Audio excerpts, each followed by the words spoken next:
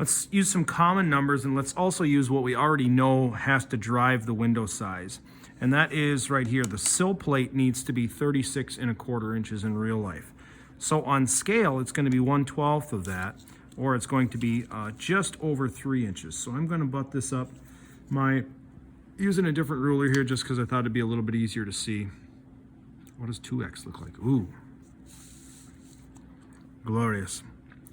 To my 0 mark there, I'm going just strong of 3, and that is going to be my sill plate.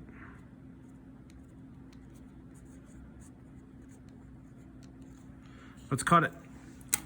And then we're going to use it because remember, there's no shame in using a board as a template to mark and measure another board.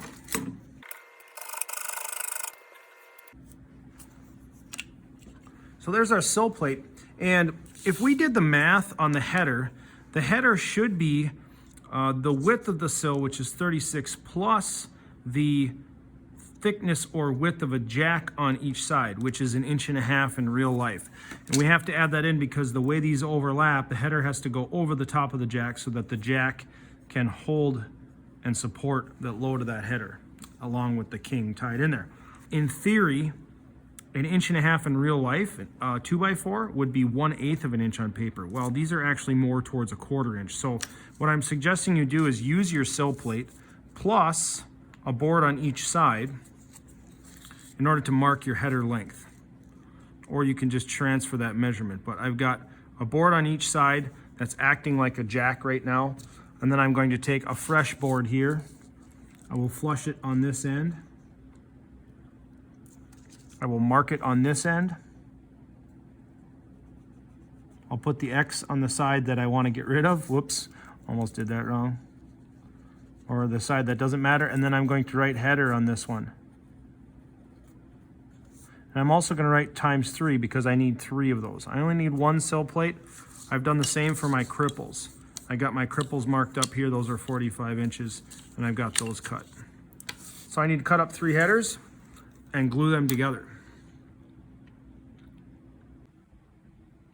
Okay, so I've got my 3 headers cut up, and I need to glue these up. On a job site, I would typically lay these together and nail them up. That's the fast way, but we don't have a nail gun. So we're using glue. We do have to get them oriented correctly.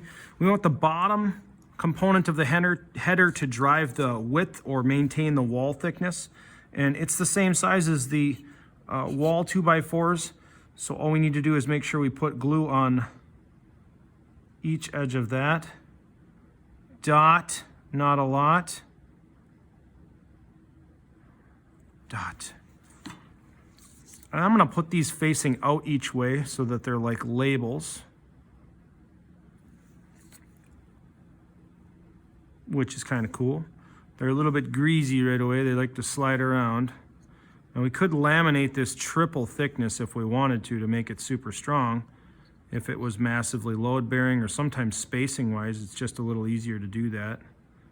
I'm going to squeeze some of that glue out of there so it sticks. I want to flush it on the front edge for my sheathing or my sheeting inside drywall, and I want to flush it on the outer edge as well for my outer sheathing, OSB, plywood, buffalo board, one of those.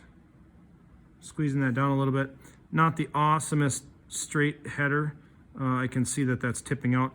But big thing here is I'm maintaining this width. I'm not overlapping my 2 verticals with my board on flat here. And then I want to flush the ends as well. This is going to glue up really quick. Ooh, I got some issues here. Oh, geez. And now I've got my header ready to go in place. So let's lay out the pieces I have. I've got jacks and a header that are going to lay in like this for the top. I've got a sill plate. Boom, like that. There we go.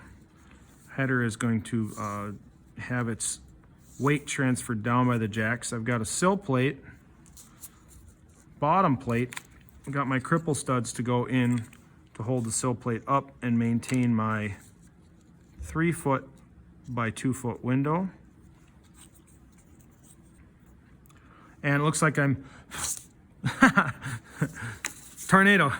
Looks like I'm ready to start gluing these components together. And again, in window layout, in the Perkins Brothers video, there isn't necessarily an order in which they have to go together or sequence, but they all have to go together, right? So I'm going to probably glue my my jacks and my cripples together because they can go together, and then my jacks and my kings can go together as well. Here's another king stud. And now I'm getting pretty close to what this thing should look like. Now notice, adjustment wise, it does seem that my sill plate is a little bit long. Could be that my thicknesses of my boards are a little bit different. Can I make an adjustment here? Sure, I can trim my sill. How am I doing width wise on my opening? I'm very close. 3 by 2. That's what we want to see. So I got my second wall section glued up here with my 3 by 2 window. It's not perfect. I got a little bit of an odd gap here, which tells me mainly that my jack stud is, my 2 jack studs aren't the same length. I did end up slipping a piece of material in here, which will work for attaching sheathing and just as a filler. And I put additional studs to stay on the X's here, or on 24-inch on center bond.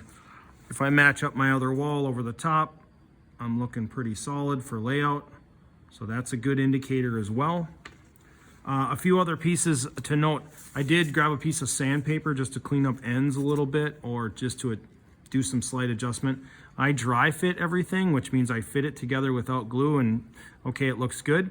In the video, they essentially do that too, or in real world, you're dry fitting it before you nail it.